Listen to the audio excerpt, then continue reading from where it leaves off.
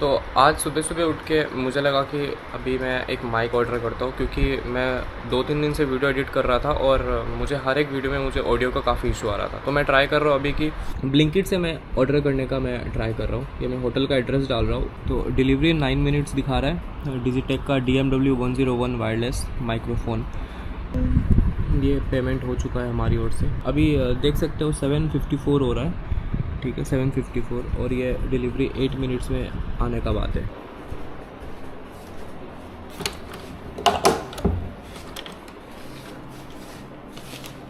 Paper निकल रहा है फुल नीचे है ना? ठीक, थैंक यू। तो ये आ चुका है डिजिटेक का माइक, और ज़्यादा टाइम नहीं हुआ, ऐसे 10-12 मिनट ही हुआ है। मुझे ना इसको सिलचर में रहते हुए परचेज़ करना था, लेकिन जैसे ही अमेज़ोन पे मैं अपना एड्रेस में डाल रहा था तब उसमें 8 दिन 10 दिन दिखा रहा था। तो इसके कारण मैंने वहाँ से मैंने और परचेज़ नहीं करा। मैंने वही सोचा था कि मैं दिल्ली साइड में आऊँगा तो मुझे कुछ घंटे में मिल जाएगा। फिर अभी तो मुझे 10-12 मिनट में, मान लो 10 मिनट में मुझे ये मिल गया। अगर मैं इसको यहाँ पे ढूंढने जाता, भाई कितना टाइम लगता मुझे। वही मैं सोच रहा हूँ, एक तो बाइक लेके इधर उधर इस दुकान से उस दुकान में भटकता।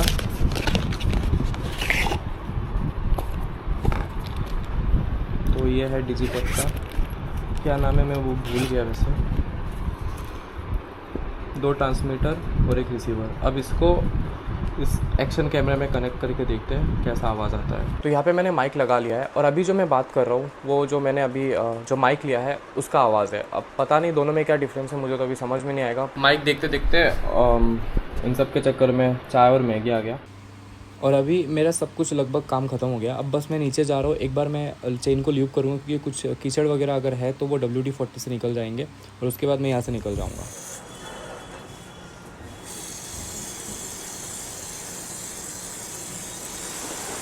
तो अब बस फ़ोन वगैरह और सारे अपने सब चीज़ों को मैं ले लेता हूँ, और मैंने चेन ल्यूब वगैरह कर लिया है। अभी बस यहाँ से निकलना है मुझे जल्दी से। गर्मी बहुत हो रखी है, लेकिन उम्मीद है कि बाइक में जाने से टेम्परेचर थोड़ा कम हो जाए, मतलब हवा लगेगा तो थोड़ा बहुत अच्छा फील होगा। मैं 12 बजे के आसपास निकला, और इसके कारण ट्रैफिक और गर्मी ने कुछ ही मिनटों में बुरा हाल कर दिया। कुछ दिन पहले मैं आइजोल गया था, वहाँ जाके लगा कि वहाँ के गाड़ियों में हॉर्न ही नहीं है। और बाकी कहीं पे भी ऐसे सिटी में गया हूँ, वहाँ पे फ़र्क नहीं पड़ता कि हॉर्न का ज़रूरत है, सामने जगह है नहीं है, कुछ सिग्नल देना है नहीं है, बस हॉर्न है तो मारते रहो।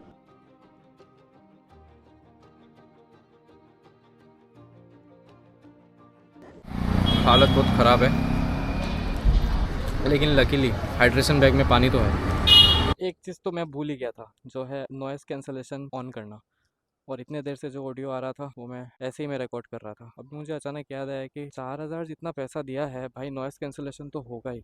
अगर मैं अभी वॉइस ओवर करने जाऊँ तो भाई बहुत इरिटेटिंग है। दिन का एक शॉर्ट्स निकालना और उसके बाद वॉइस ओवर करना भाई बहुत मुश्किल होता है। लेट्स होप कि अभी बेहतर हो पहले से, और ये क्वालिटी चल जाए, ऑडियो क्वालिटी। मैं अगर थोड़ा बहुत भी सेटिस्फाई रहूंगा तो मैं अपलोड कर दूंगा ऐसे ही, क्योंकि समझ सकते हो कितना मुश्किल होता है। अगर मैं 2 इंसान भी होते तो एक बात होता, या फिर अगर कोई एडिटर होता तो एक बात होता, लेकिन ऐसा कुछ नहीं है, सब कुछ मुझे ही करना पड़ता है। तो उसके कारण एडजस्ट फिलहाल तो तुम्हें भी करना पड़ेगा।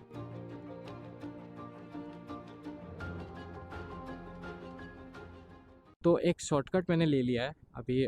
पता नहीं मेरे को, क्योंकि मैंने एक लेफ़्ट जो पीछे था वो मैंने मिस कर दिया था। अभी जो सामने वाला जो रास्ता है वो 37 मिनट्स स्लोअर दिखा रहा था, और यहाँ से एक शॉर्टकट दिखा रहा था, तो मैंने सोचा कि शॉर्टकट ट्राई कर लेता हूँ। 37 मिनट से तो कम ही लगेगा इस तरफ। बस सामने जाके ना, ऐसे शॉर्टकट्स में क्या होता है ना, सामने जाके रास्ते होते नहीं है, ख़त्म हो जाते हैं, और वो मैप में अपडेट नहीं होता, तो फिर वापस से घूम के आना पड़ता है, जो कि बहुत ज़्यादा इरीटेटिंग लगता है। लास्ट ऐसे छोटे छोटे रास्ते पे मैं मेघालय पे मैंने चलाया था, और अभी मैं चला रहा हूँ। कब से 7-8 दिन हो गया, एक भी ऐसा छोटा रास्ते पे मैंने चलाया नहीं। पता नहीं क्यों अच्छा लग रहा है। लेकिन ऐसे जब छोटे छोटे जब रास्ते होते हैं तब तुम्हें भी पता होता है कि तुम्हें यहाँ पे तो अलर्ट रहना ही होगा। हाईवे पे क्या होता है, बहुत एक लंबा कुछ 5 किलोमीटर, 10 किलोमीटर, 15 किलोमीटर तुम्हें खाली मिलता है। मतलब तुम एक ही स्पीड पे थ्रोटल पकड़ के बैठे हुए हो, हिल नहीं रहे हो, तो तुम्हें ऐसे ही बैठना पड़ता है, तो तुम्हें नींद आ जाती है। और वो तुम जानबूझ के नहीं करते, और 2-3 सेकंड का पहले झपकी लेते हो, फिर वो झपकी जो है वो 10 सेकंड पे लंबा होता है, फिर वो 15 सेकंड होता है, फिर ऐसे करके उसके बाद तुम हॉस्पिटल में पहुंचते हो। शॉर्टकट लेने के बाद अभी मुझे सामने हाईवे दिख रहा है। कहाँ से मुझे, वो वहां से मुझे घुमा के मुझे ये वाले रास्ते पे कनेक्ट किया।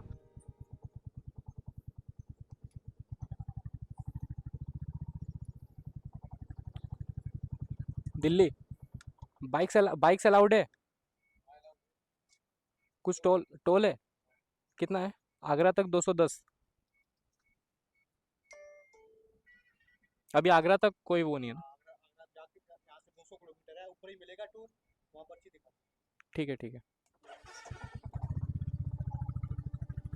210 रुपये यहाँ से आगरा तक। और ठीक है, क्योंकि 210 रुपये टू व्हीलर का ले रहा है, तो मतलब समझ रहे हो रास्ता कैसा होगा। ये जितना मजेदार दिखता है उतना मजेदार है नहीं, ये बहुत ही ज्यादा बोरिंग हो जाता है। ठीक है, तो सेम सीनरी तुम्हें देखने को मिलेगा। जैसे ये पेड़ है, सामने तुम्हें बस दिखेगा, इधर देखोगे तो तुम्हें दूसरा लेन दिखेगा। ठीक है, और कुछ खास होता नहीं है यहाँ पे, और बोरिंग है भाई। और इन सब रास्तों में बहुत ज्यादा नींद आती है भाई, बहुत ज्यादा। 120 130, मैं ही 100 में हूँ तो ये 120 130 में खींच रहा है। तो अभी मैं रुका हूँ कुछ देर के लिए, ताकि बाइक को थोड़ा सा रेस्ट मिल जाए। और मैं रुका हूँ, देखो छाँव कितना ज़रूरी होता है। ये जो ऊपर प्रयागराज और चित्रकूट का जो मार्किंग है, मतलब जो डायरेक्शन का जो बोर्ड है, छाँव बना है, उस पर मैंने अपने बाइक को रखा और मैं खुद भी बैठा हुआ हूँ। एक्सप्रेसवे के साइड में देखो, वहाँ तक जो बाउंड्री है उसके बीच पे कुछ भी नहीं है। बीच बीच में तुम्हें सड़क दिख जाएंगे, कच्चे या फिर पक्के, वो छोटे छोटे सड़क दिख जाएंगे, बाकी कुछ नहीं होता। दुकान, टपरी, चाय, होटल कुछ भी नहीं है। अगर तुम भी ऐसे कोई एक्सप्रेसवे लेते हो तो पानी अपने साथ रखना, क्योंकि कुछ मिलेगा नहीं तुम्हें रास्ते में। अब मेरे साथ तो हाइड्रेशन बैग है तो मुझे ज़रूरत नहीं है, लेकिन गलती से भी ऐसा मत सोचना कि सामने से मैं ले लूँगा। एक्सप्रेसवे है तो उठ जाता हूँ, 50 किलोमीटर चला लूँगा, उसके बाद ले लूँगा, क्योंकि कुछ भी नहीं है भाई। पाइप में जो पानी रहता है ना, वो गर्म हो जाता है, फिर कुछ देर तक खींचने के बाद जो बैग में जो पानी है वो पाइप के हिसाब से, मतलब पाइप के कंपेरिजन से वो ठंडा होता है।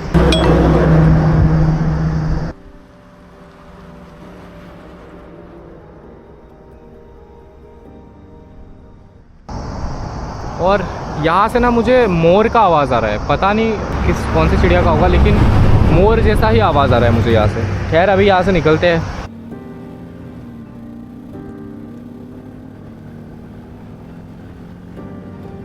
मुझे पहले लगा था कि एक्सप्रेसवे में कुछ खाने का नहीं मिलेगा, लेकिन जैसे ही 100 किलोमीटर आगे गया मुझे दिखा एक फूड कोर्ट, मतलब वहाँ पे तुम्हें खाने का बहुत कुछ मिल जाएगा। तो मैं भी वहाँ पे रुका, क्योंकि मुझे भी बहुत ही ज़्यादा तेज़ भूख लग रहा था।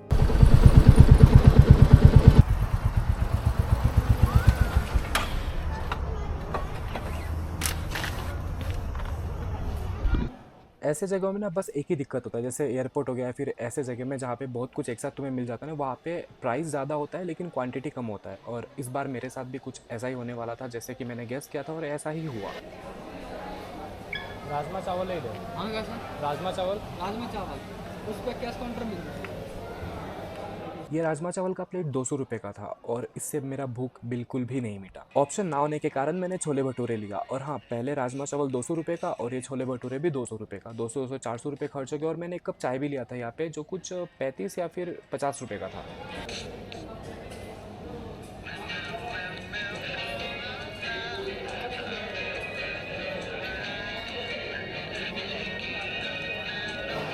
खाना खाने के बाद मैं वहाँ से निकल गया, लेकिन एक दुविधा में भी पड़ गया कि मैं आगरा में रुकूँ या फिर मैं दिल्ली की तरफ आगे बढ़ता रहूँ।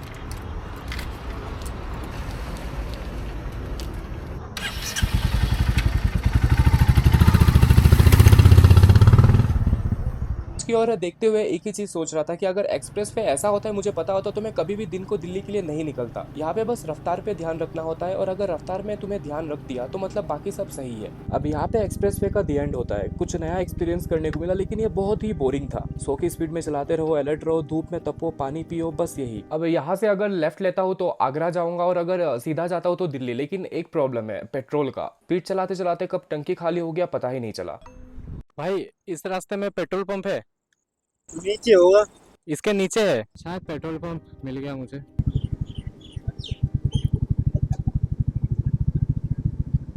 फुल कर दो।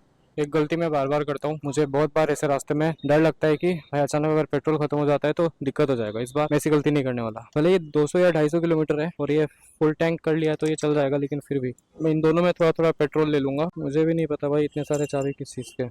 तो इसको ऐसे खोलना है। खुल रहा यार। पानी वानी तो नहीं घुसा? वही देख रहा हूँ, पानी घुस गया भाई। अब ऐसा इसलिए होता है क्योंकि बाइक को यहाँ वहाँ पे पार्क करने के बाद कोई कोई आके ढक्कन को छेड़ देता है। फिर क्या होता है, बारिश होती है और पानी अंदर घुस जाता है। अभी फिलहाल अंधेरा हो चुका है और अभी भी दिल्ली तक 4 घंटे तक का सफर बचा है। यमुना एक्सप्रेसवे पर आपका स्वागत है, ये बोर्ड दिखा तो अच्छा लगा। अब दिन में धूप ने परेशान किया था, लेकिन रात में ऐसा कुछ भी नहीं है यहाँ पे जिससे मैं परेशान होऊंगा। बस अगर मुझे नींद आ गई तो थोड़ा बहुत प्रॉब्लम होगा। 245 कार्ड पेमेंट होगा? हाँ। उसी लेन में चलना है, आपको ओवर स्पीड में जाना नहीं है।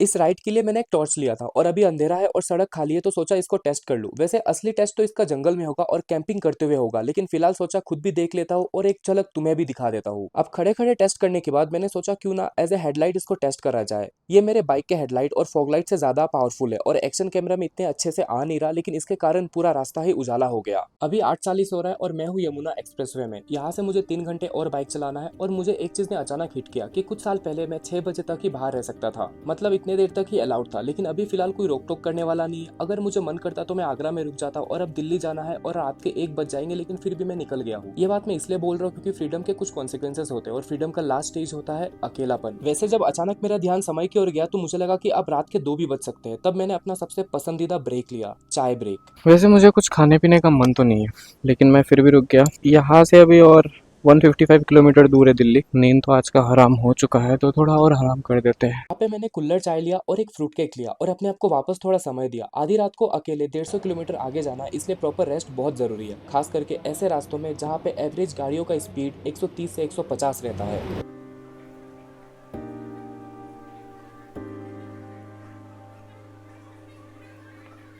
इस राइड में एक चीज का सबसे कम इस्तेमाल हुआ है, वो है इस चश्मे का, और फिलहाल इसको इस्तेमाल करने का टाइम आ गया है। निकलने से पहले मैं हमेशा सब चीजों को गिन लेता हूँ, लेकिन नंबरिंग में। जैसे मेरे पास 6 चीजें तो मैं 1 2 3 4 5 6 करके गिनता हूँ। मैं ऐसे कभी नहीं गिनता कि 2 फोन इधर है, पर्स इधर है, पावर बैंक इधर है, कैमरा इधर है। मैं हमेशा नंबरिंग सिस्टम का यूज करता हूँ और ऐसे अपने चीजों को कहीं पे भी छूट जाने से बचाना ईजी रहता है। ये खुद के एक्सपीरियंस से बता रहा हूँ। और बात करूँ बाकी चीजों के बारे में तो उनको मैं आंखों के सामने रखता हूँ और वो गुम भी हो जाएंगे तो इन 6 चीजों जितना झटका नहीं लगेगा। फिलहाल मैं दिल्ली पहुंच गया हूँ, लेकिन इतनी रात को भी ट्रैफिक है यहाँ पे। दिन का शुरुआत भी ट्रैफिक में हुआ और दिन खत्म भी। अब रूम दिखाने के हालत में तो फिलहाल तो मैं बिल्कुल भी नहीं हूँ, लेकिन हमेशा की तरह तुम कमेंट करना मत भूलना, क्योंकि इससे मुझे मोटिवेशन मिलता है। और एज ए बोनस शेयर भी कर देना। मैं मिलूंगा तुमसे अगले एपिसोड में दिल्ली से सीधा जम्मू जाते हुए, मतलब एक दिन में 600 किलोमीटर कवर करते हुए। तब तक अपना ध्यान रखना, बाय।